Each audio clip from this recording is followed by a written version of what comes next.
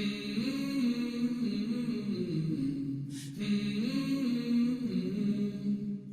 always a constant reminder, right? To be involved in the things that bring you happiness and joy, number one. That still means there's going to be conflict and toxicity. But let accidents happen, let mistakes and failures happen, and those are the building blocks to our wisdom and our education down the road. So every failure, every hit, every chin knock that you get, those are making you stronger. Every single one of those things are there to make you stronger because there's a path set out for you that you're supposed to be doing. Hey guys, welcome to the REBIRTH podcast. I want to thank you guys for watching and for listening. In this podcast, we talk to individuals that have had to reinvent, recreate, and reimagine in order to grow. But before you watch and listen, I want to remind you to subscribe, to like, to review, and to share this episode and this podcast with everyone that you know. Thank you so much and enjoy. Holla. Holla. You know, the funny thing is like most people know you like from like Real Housewives of New York, right? And that was like your thing that people recognized you from. Yes. And I never watched that show. Like I never watched the show. My wife has. I never watched the show. But I have known you over the years and I've just known that's just who you are. Like, holla, what's up? Like, come here, baby, give me a hug. And I just love that. And it just like, that is so you. That is so Heather. Thank you so much for joining the podcast. Oh my gosh, I'm so excited to be here. Thank you. I gave you a really weak holla. I need to give you a strong one at the end of that. I was like, my voice was holla. There it is. There it is. Oh man. It has become literally like my cattle cry, my theme song, whatever you want to call it. I mean, now they're even calling me Heather Holla Thomson. And who knew that would, come up the way it did? I love it. I love that it turned into what it is. And I know it really does make some people's skin crawl, and I get it. But, loosen up. Loosen up. It's not that deep. You know what I mean? It's really... But be cool. Yeah, don't be so uncool. It's so funny. For someone that never watched the show, I know way too much about it. You totally do, right? These iconic moments. So, yeah, my producer, one of my producers, when I was doing my intro for the show, my first season on the show, when I was doing the intro, she's like, there's something, just like you said, there's something missing. Like, you're always so like that Kramer dash into the room. Like, I need something. And I was like, I don't know, holla, and that was it. And she was like, and then it stuck. And then I didn't because think that's you. That is so you. Like the one thing, like I've known you for a few years now and haven't had the opportunity to be around each other at different events. And it's just always your energy. You come into the space and the great thing I love about you is that there's people that have this big personality, this big energy that can come into a space and dominate it. And all of a sudden they become the focal point. But for you come into this space and you dominate it, but you don't make yourself the focal point. You're kind of like, I can just kind of hang around and back here, but I'm here and the energy's here. And you always have this big, beautiful smile that just radiates. And I just love your energy. And I'm really excited to chat with you just to catch up. But at the same time, I mean, you have a new podcast called In My Heart. And I think that is a lot of what I want to just talk about is like, what's in Heather's heart right now? And I'm so grateful that you made time for me because I know you're incredibly busy. You are doing so many things from running businesses to, obviously you have a podcast to still being a mother and a wife. And that in itself is a full-time job. So I'm so grateful for the time that you've given me. But, like what is on your heart right now? Like what's going on with Heather? Yeah, thanks. So, well, a lot is always going on with me. I'm one of those people that my mind is constantly racing. And, through the years, I'm 50 years old and, I love arriving at this point in my life with all this amazing wisdom. That's my favorite part of aging. It's like, God, I'm so smart. I know so much. And you're confident in that, right? You're confident in that. Because it's based on life experience. It's not guessing. There's no guessing game. And I think the beauty of being young and having the energy and hopefully young people that, are fearful of this is just not having fear, like jumping into things. And, sometimes when you're young, you're like, oh, I'm just going to do it. And you don't think much about it. And that's a really good thing because the universe has always got you. And, I know people say that all the time and it's like an overused term, but your life and your world really are what you make of them. And I know that now only because I've had 50 years of experience watching it happen. And all the things that I worried too much about, or I, rang my hands over, or, little stupid things that I let, toxify me, Yeah. none of it was that important or that deep. None of it. When I really look back at it, I wish there's so many different, the other day Jax broke a bowl. It was one of those things. It was like, and it happened to be like one of my favorites. It's just one of those silly things. And it wasn't the bowl that broke. It was everything else that was going on around me. And I was like, when he broke it was an accident, but it's like, what is your first reaction? Oh man, because right away it's like a crack, spash, kid. And I remember saying to myself, look at what you're letting. First of all, the kid feels bad. Now you're making him feel worse. Do you know what I mean? Like, look at what you're letting permeate in you. And so it's always a constant reminder, right? To be involved in the things that bring you happiness and joy. Number one, that still means there's going to be conflict and toxicity. For sure. But let accidents happen, let mistakes and failures happen. And those are the building blocks to our wisdom and our education down the road. So every failure, every hit, every chin knock that you get, those are making you stronger. Every single one of those things are there to make you stronger because there's a path set out for you that you're supposed to be doing. So back to what feeds my heart. What's really feeding my heart now is taking some time to understand myself as a person and really listening to self and taking all these years of experience that I've had and knowing who I am. I know what my challenges are and I know what my weaknesses are and I know what my strengths are. It doesn't mean I can apply that every day. Even at 50, it's still a work in progress. But I've been working on a lot of mindfulness and especially in this environment. So I can wake up in the morning and I work from home right now. So now everybody's in my office. Yeah. Even the dog. Even the dog. So I can wake up in the morning and be like, oh my God, anxiety riddled because I've got podcasts to do or business meetings and Zoom calls and I've got people around the house and I still am playing mommy and all that stuff. And I can wake up already in a bad mood and like, Jax, get up. You're going to be late for school. Come on. I don't want to make your breakfast all the time, blah, blah, blah. Or I can wake up and say, okay, here's another day with teenagers. My children are beautiful. My life is blessed. And I'm going to take each hit and I'm not going to let it bring me down. I'm not going to let it tear me down. And so sometimes you need to do nothing. Like when Jax is being a snotty teenager, my reaction is always to teach him to be better. But this is still developing that frontal lobe, that cortex there. A lot of reasoning isn't really developed for a teenager yet. So I want him to reason with me as a 50-year-old. So sometimes I just need to let him rant at me and not fight him. Just let it go. So this experience of COVID has really brought me inside a lot. And so really understanding who I am, what makes me tick, and how I can be the best me I can, and then sharing that. How do you get to that point where you're comfortable doing that, where you value this time where we're now having to be isolated to our homes and confined to our spaces? That's not something you just developed in March when all of a sudden they told us, hey, stay home. Where did this come from? Because I know that life hasn't, people can look at you, and I'm sure that you've had to combat this. People look at you and say, she was on the Real Housewives of New York. Her life is great. There's no challenges, right? Which is always the perception.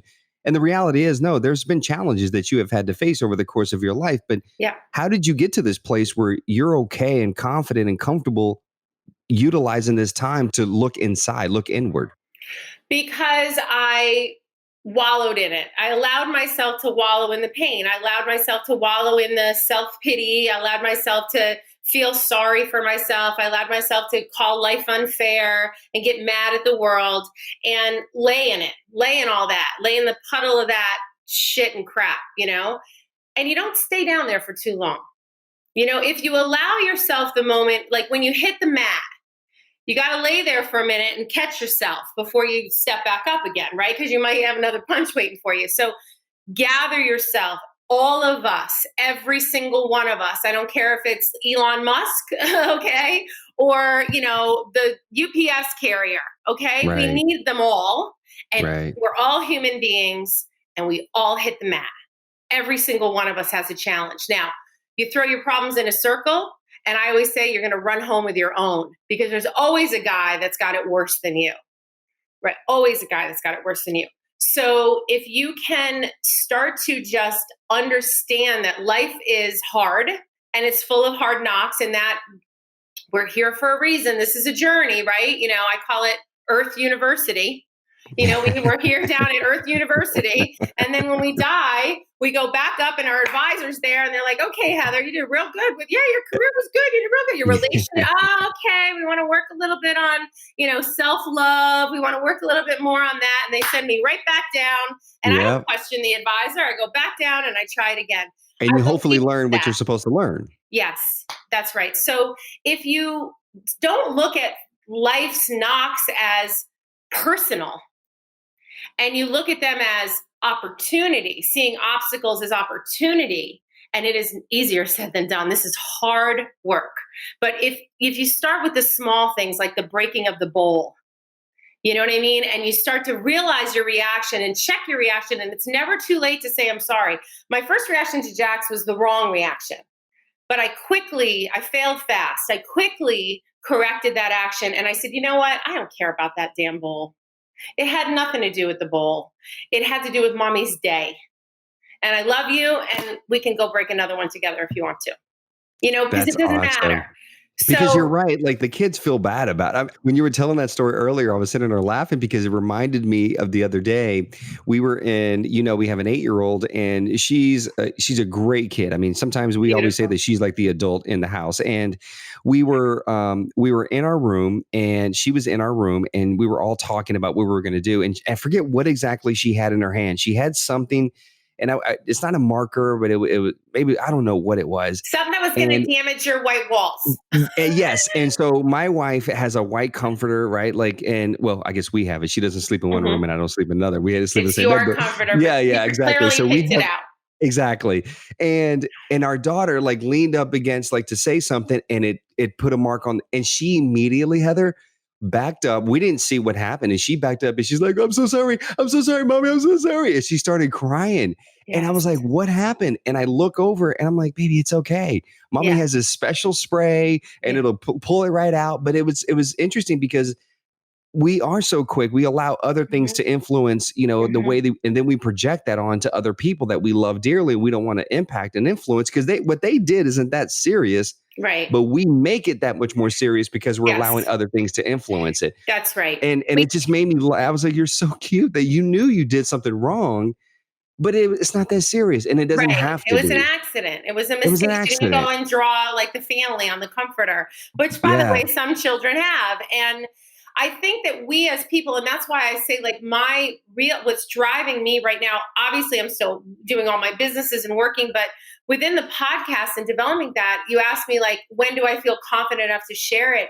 I'm investigating it all the time. So I love to ask people other questions. How are you doing it? How do you cope? How do you, deal with that? How do you grow and evolve with those things? So I like to share my vulnerabilities because I think that they're positive. I think we've been taught that vulnerability is negative. What is her name? Brene Brown has done an amazing job at flipping the perspective on vulnerability. Community. And community. And I think that failing has been looked at as a negative, and I've always looked at it as a positive. One of my old adages is it's only a lesson. It's only a mistake if you make it twice. The first time it's a lesson. So making mistakes are the things that, enrich us and develop us as people. Failing, having life's knocks come our way. We can't control necessarily what comes at us, but we can, as we've all heard this before, control how we react to it. And that is in the littlest ways. And I think it's important to look at the small things so that when life's real tragedies happen, we lose loved ones, there's a terrible accident, something's happened, then we really have the capacity to dig in and focus on something that's important. But when we let all these little things build up, then something, happens that's bigger, we're devastated, we're crashed, we're broken, we're, not able and capable to cope. So is that what you do? Like, I know you talked about every morning you wake up and instead of looking at it like, oh my God, I got all these things I have to do, you look at it like, I'm grateful. It's this element of taking a moment of pause, Yes. allotting some time in the morning for you to wake up. If it's 15, 20 minutes earlier than what you normally have to, allotting some time for you to go through this gratefulness, because it can be overwhelming to think of all the things that you have to do. But if you come at it from that place, you have found that it's helped propel your day and be more effective and efficient. Most definitely. So I've been on my podcast, I'm talking about meditation a lot, and I've been talking about it a lot because it has always been that, listen, for me, I've been blessed that, I'm ambidextrous and I'm athletic. So when I try something, most times I can do a little bit of it at least. You know what I mean? Right, And right. so, but meditation was something I couldn't, it was like the proverbial smoke in the air. I couldn't grab it.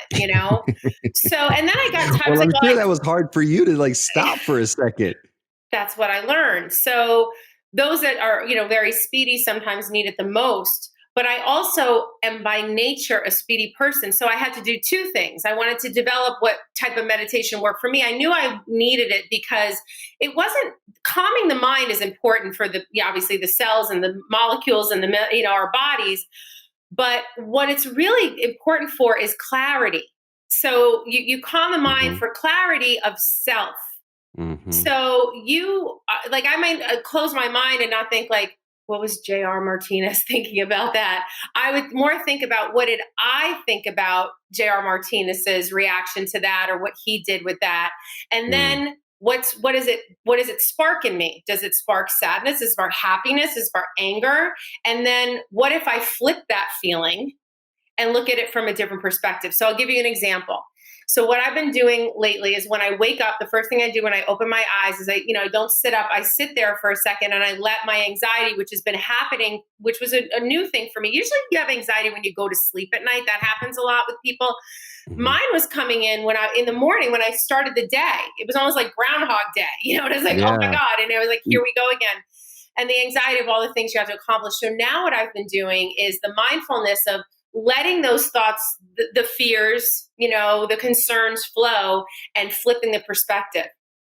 Oh God, it's a gross rainy day out today. I was going to garden and plant. Oh, but I also needed to get that other project done in the closet so I can do that. Like instead of, that's a very small example, but I'll try to give you a larger example. Let me think. I'm trying to think of something that was really, because I've been working on it. So it's been good. So I'm very positive right now. But you should have all of these. You should have, okay, one, I used one. Let me go to two now. Okay, two's there. Okay, let me go to seven. Seven is a good one.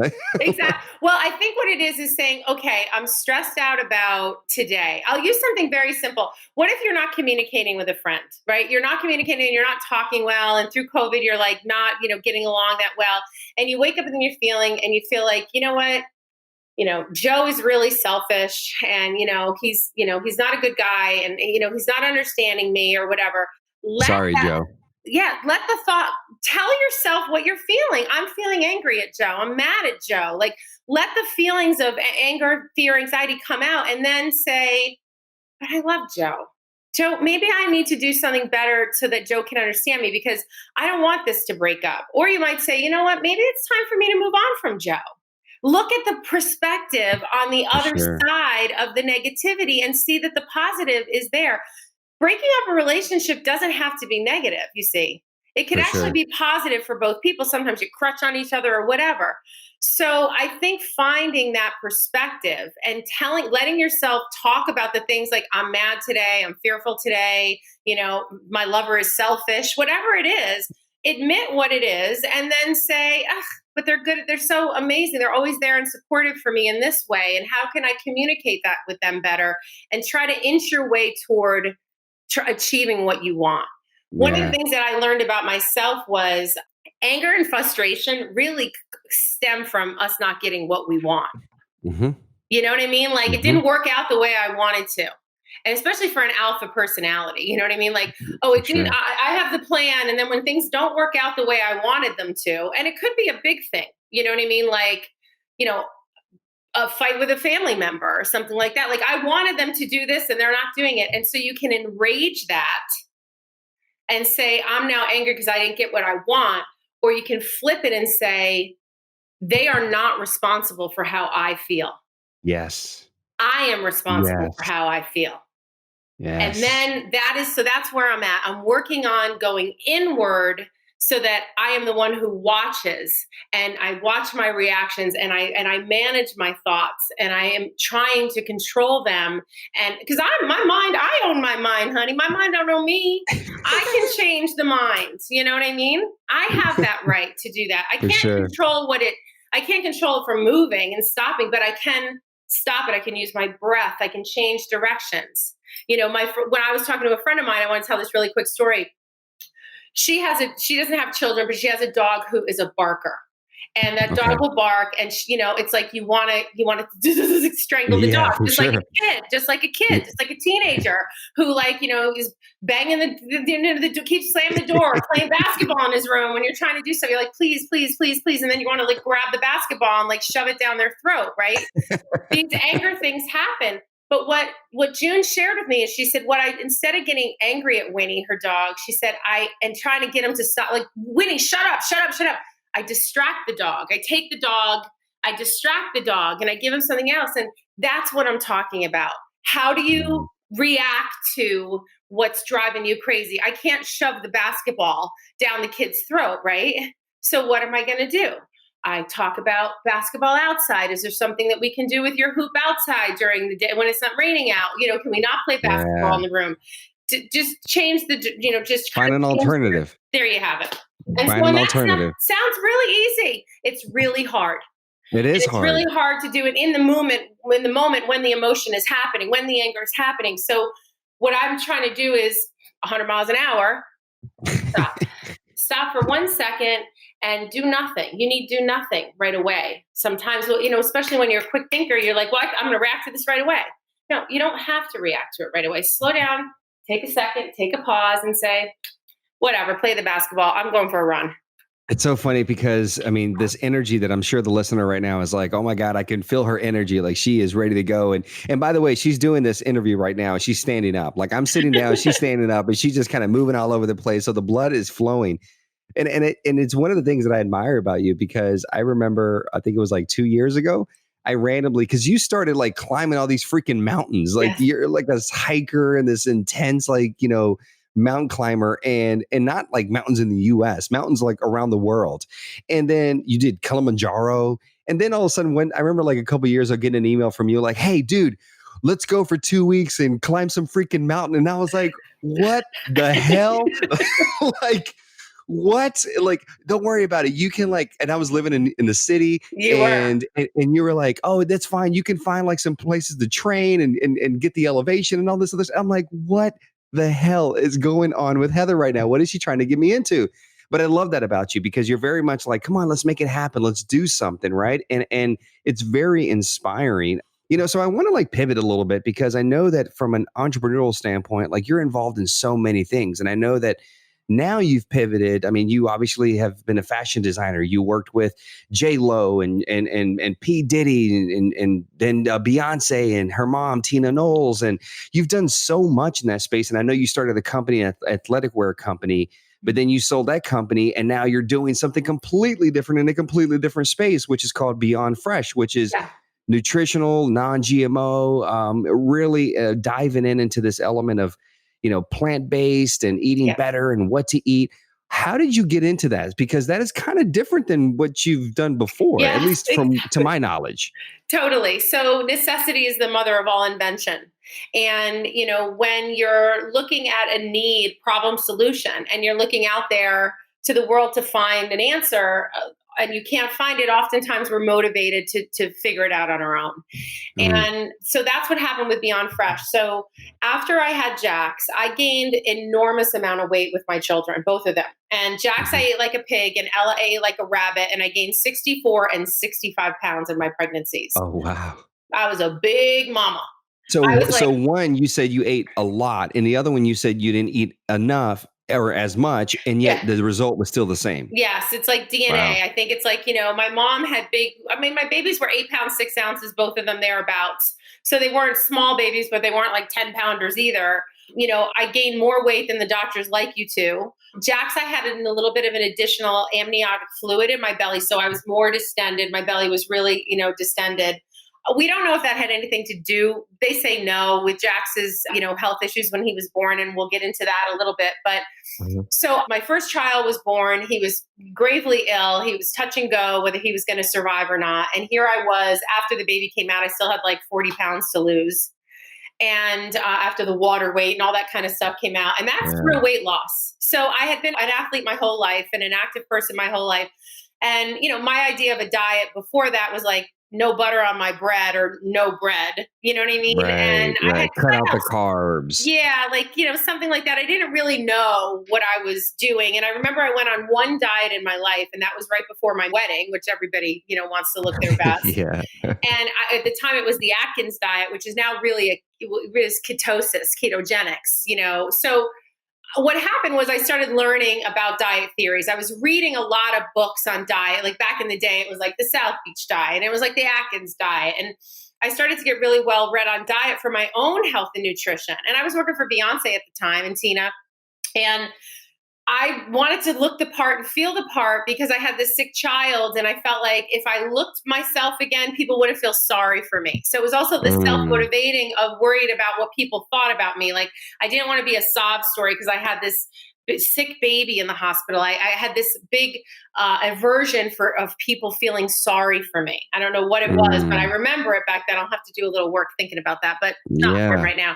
So anyway, I was really studying diet theory. And so I got hooked on kind of diet theory, but it was confusion, like what's the right one? And, and so I was reading a lot of books all the time, like the 4-Hour Body, the this and that, and I was an athlete, but I was understanding my body as a woman too, and the changes that were occurring as I was getting older. So fast forward to Jax is born. Thank God we get him out of the hospital and he starts growing. He's had a liver transplant. We recognize he's got food allergies after the liver transplant, severe food allergies, like almost everything, eggs, milk, dairy, nuts, seeds, legumes. The only thing he had a liver transplant at 6 months old, right? 6 months old, yeah. So he was born with an upper respiratory infection. Something permeated my placenta. We don't know what it was, but it caused pneumonia in his lungs in utero. So when I delivered Jax and they cut the umbilical cord, he went to take his first breath. His lungs were filled with infection and he couldn't breathe. And so they had to bag him, and then they intubated him, and he was on 100% oxygen support. For those of you who don't know, I think we breathe around like 60 or 2% room air or something like that. So he was on 100% oxygen support, and his saturation levels were dipping into the 80s and the 70s, and like even sometimes down to the 60s, which is that's where you can get like brain damage if you go underneath that. So long story short, it was a harrowing experience. Jax started to come out of it. His lungs started to get healthier. They were able to take him off intubation, put him on nasal cannula, start the healing process for this little boy, this baby. And they noticed that his liver and spleen were not, they were very inflamed, but they were not reducing in inflammation. They were staying inflamed, even though the lung infection was starting to clear. So we were at Mount Sinai Hospital, which is a teaching hospital. And the doctors, one day, we went out to lunch this one day because Jax was doing better. And I actually had a glass of wine because I had been breastfeeding and I thought for sure my breast milk was going to save him. And we were so careful, John and I. We went out with friends who took us out to lunch, and we had a glass of wine or whatever. And we came back to the hospital and there was all these doctors around Jax's isolate. And I'm like, what's going on? And this one intern, not even thinking, looks at me and says, we think he's going to need a liver transplant. And I was like, God, just what? So casual. Just so casual. So that's how we found out the news. And then the doctor says, yes, we don't know for sure. We're going to do a CAT scan. We think this is happening. And so, I felt it. I saw the color drain from John's face. I'll never forget that day. And then I had this amazing Chinese doctor who worked with us. I was crying, wailing when I found this out. I couldn't believe this was happening. And he comes into me and he says, I'm going to do a bad Chinese. He said, why you cry? And I said, well, because this is terrible. And he goes, it's a liver transplant. We got this.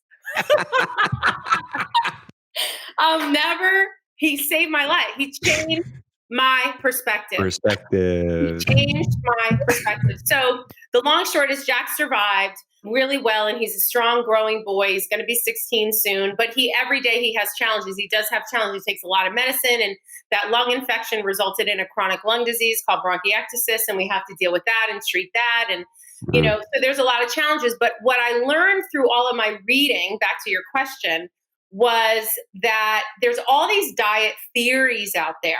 And the guy who writes his theory really believes in his. And the girl who writes hers over there really believes in theirs. And we're all bio-individual. So what works for you may not work for me. And also what works for me now may not work for me in 2 or 3 years. So we're ever changing and evolving as a species, as human beings. And the seasons change and we age and there's new environmental, aggressions against us. And so how do we use food as fuel and as medicine, and then of course for social enjoyment and balance all that. And so I wanted to learn about it so I could help my kid. I wanted to stack the odds in his favor using food as medicine for Jax. So that, if he was eating, this kid's inflamed already, he's on steroids and all this crap. And now we're going to give him, a bag of Doritos. Right. And so I wanted to teach him that his choices also would affect how he felt and how he was able to combat the other things that came with Jax's. He's a very complicated case. He's got chronic lung disease. He had a liver transplant. He has severe psoriasis on his nails, fingernails and toenails, so autoimmune. He has hearing loss. He has food allergies. So he has a lot of shit. So I wanted to make sure, and I wanted to teach him about health and nutrition so that when I send him off, he had an understanding about what was going to make him feel better and good. Not that he can't have the bag of Doritos, but like eating one bag of Doritos is not going to hurt anybody. But if he keeps eating it, and so, you know what I mean? You'll see what happens. You just wanted to equip him, but then did you know what to equip him with? Well, what happened was I learned in nutrition school that we are poisoning America. I learned in nutrition school that how did this happen? That the farmer's market became like the cool chic place to go, and main food, the fringe food was bad for us. So the farmer's market, the farm to table food, the fresh food, the way nature intended it, that was special and fancy.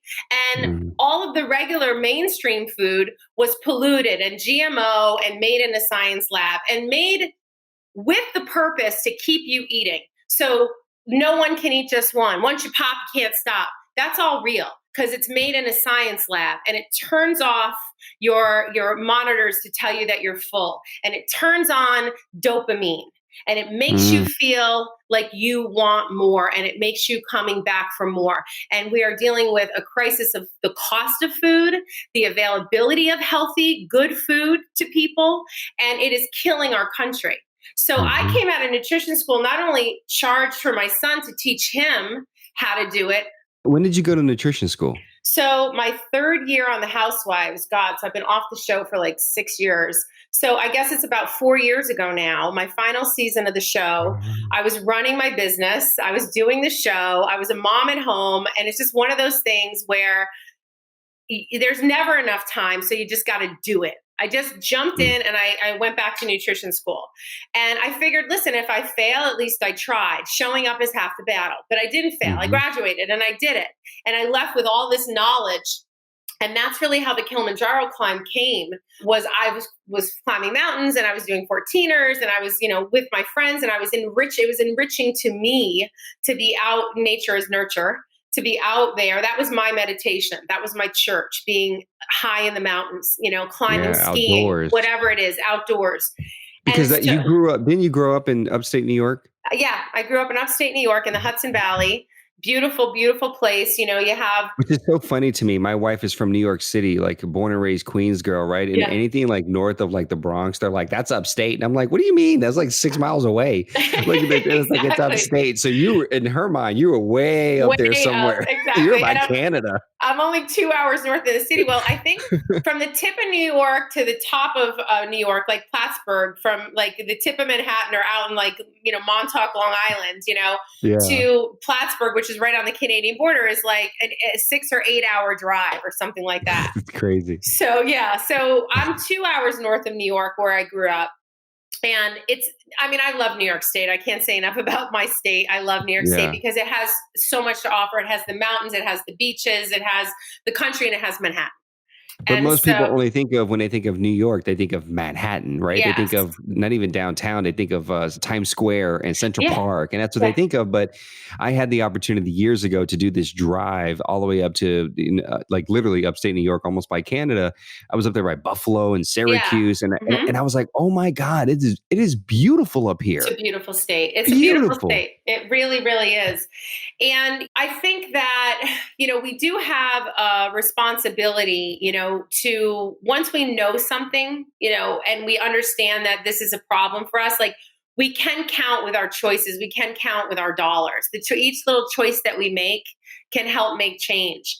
And so, I grew up, before I would drive my girlfriend, I would drive to high school and I would pick up my girlfriend, Michelle, and we had to milk cows before we went to school. I mean, I grew up in a very farm country. Yeah, the calves. We'd have to feed the calves, actually, not milk the cows. I always envisioned you as like the city girl. Like I've always totally.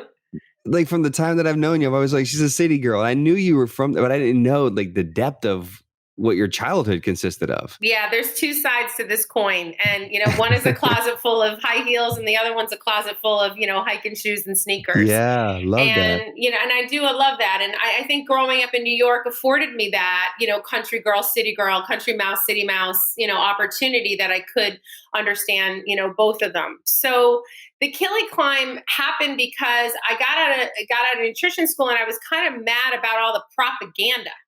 That people are trying to do the right thing and they're being misled, and that's not cool. And so I wanted to empower women that were feeling, obviously, women who have been body shamed, women who didn't have their own, their self-confidence, to challenge themselves to do something great, something out of their comfort zone, something scary, something exciting and exhilarating, and to make noise with, this powerful group of women that, like, when you put your mind to something and you focus and you have the right team around you, that you can pretty much do anything. And so it came under the underbelly of kind of like my anger about, I wanted to shout from the rooftops, you know what I mean? And then the Killy climb turned into something even much more powerful because it was much more faceted than just nutrition. So what is Beyond Fresh? So Beyond Fresh is an organic food collection of supplements. It's all powdered supplements that are, non-GMO. There's nothing but nature's goodness in there. There's no preservatives and all kinds of fillers and crap that we find in our food today. When you turn over the label, you can literally read every single ingredient and pretty much know what it is. And if you don't know what it is, something like taro still bean, that is a powerful antioxidant like resveratrol. So, there are things in there that are good for you, but they're scientific by nature. So, for example, blueberries are highly antioxidant fruits, highly antioxidant. But if you eat a blueberry that's not organic, the chances are that you're getting a blueberry very laden in pesticides. So you're eating an antioxidant-rich fruit that is actually attacking your molecules when you eat it because it's full of free radicals from the pesticides. Oh my God. So that's where I feel as though we're doing a disservice to America. And then the organic blueberries are like $6.99. Do you know what I mean? And the regular, just conventionally grown like blueberries are like $3. And so what choice are we giving Americans? For sure. So I created Beyond Fresh to break down the barrier of good, healthy food that was not attainable. And I also wanted to offer it in a 365-day-a-year package where, it would be there on the shelf for you. It's obviously a great product to have, around the house for COVID and things like that. But I find that when people are hungry and they don't have a right choice, that's when snacking will happen a lot. So I built Beyond Fresh as basically a juicing system that was powdered juices. You know what? I have a bag right here. I'm going to show it to you because I can't. I love all of this because, I recently ended up having to go to the doctor, and the doctor was like, I have in my gallbladder, I have a couple gallstones.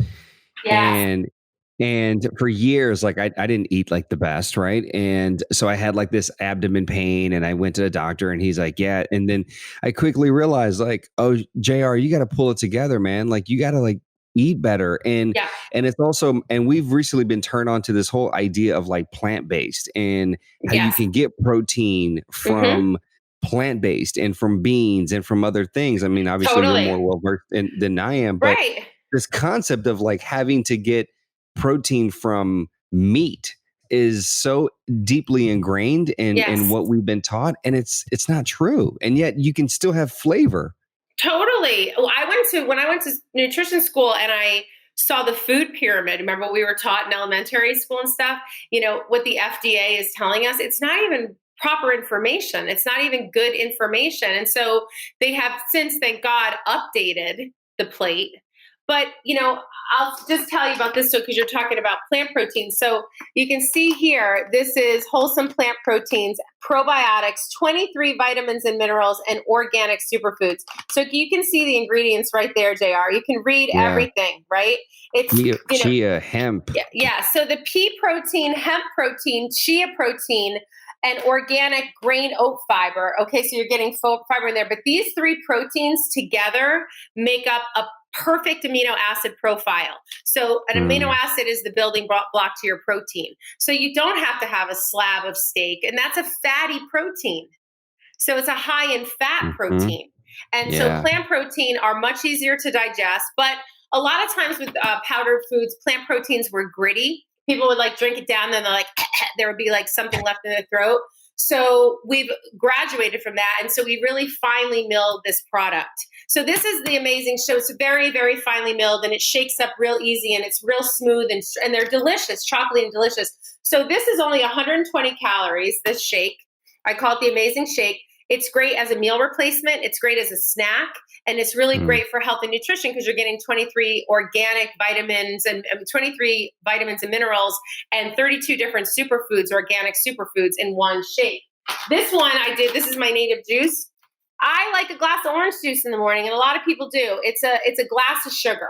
When we're drinking like the store-bought, Tropicanas, they're a glass of sugar when you drink it down. But go buy a cold pressed orange juice, which is good for you because it's like a shot of vitamin C, and they can cost you upwards to $12 for a cold pressed juice. And then you got to drink it right away because sometimes they can't sustain. So this was my answer to juice. So this is your native juice. This is your organic superfood. But there's so much, there's cabbage in it, and there's sweet potato, and there's chia sprouts and pumpkin sprouts, and to get some protein in it. And it tastes so delicious. So you can shake this up. And so I'm trying to give people alternatives to shitty food using good food that's affordable. And then here's the kicker. When they start to use it, they start to feel better. Their lethargy starts to, go away. Their belly bloat starts to get better. Their brain fog starts to clear. And they say, hey, this is really doing something. Now they read the label. Now they're like, what is this shit? Right. And now they're going to make a decision better You're for informed. themselves. Yes, that's the idea of Beyond Fresh. Yeah. And then you can sustain it. So where can people find out about Beyond Fresh? So Beyond Fresh is sold right now exclusively on Shop HQ. So it's it's a television, it's direct to consumer through television. So I appear on Shop HQ, and I do like really fun values for the day where I put bundles in, and you can lock in at a low price for a subscription on that day. But 24/7, you can go to shophq.com and you can see the entire assortment of Beyond Fresh, and you can lock in and try something new like apple cider vinegar. Our immune systems live in our belly, JR. People don't realize that, but our immune systems live in our gut. Our guts are our motor. They're our engines to everything that we do.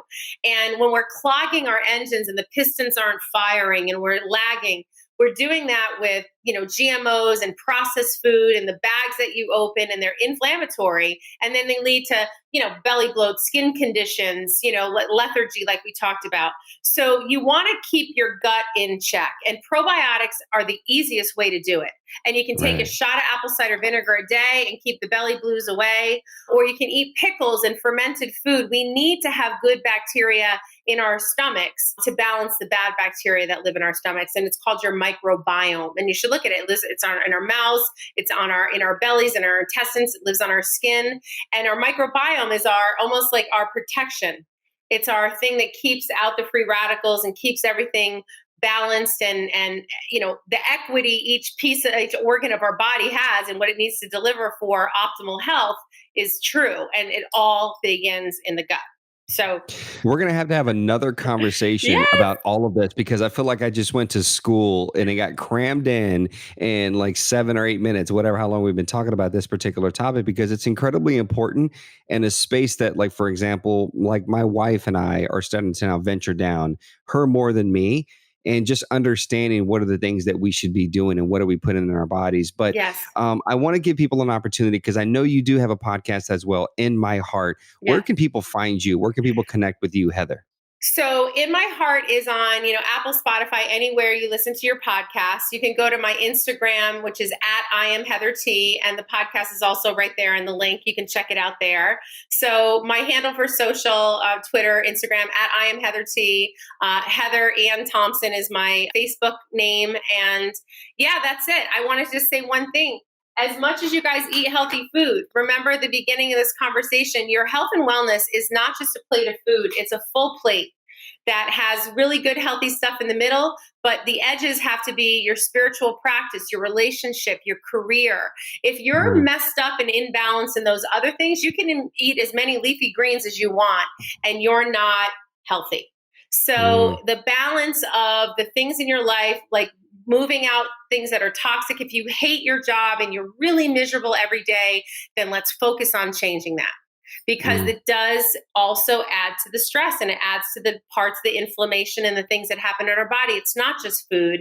It's how we started this podcast, is how we process and deal with the stress that life throws at us. So full plate.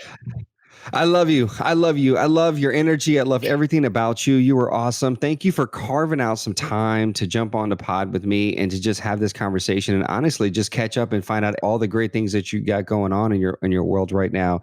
And we'll have to find some time to do it again. You better have me back. I love you so much. You guys are great. And we're going to climb that mountain, JR. I'm making you come. Oh, man. I got to start drinking more shakes. I got to start eating. I got to start finding a stair climber. I got to figure out something.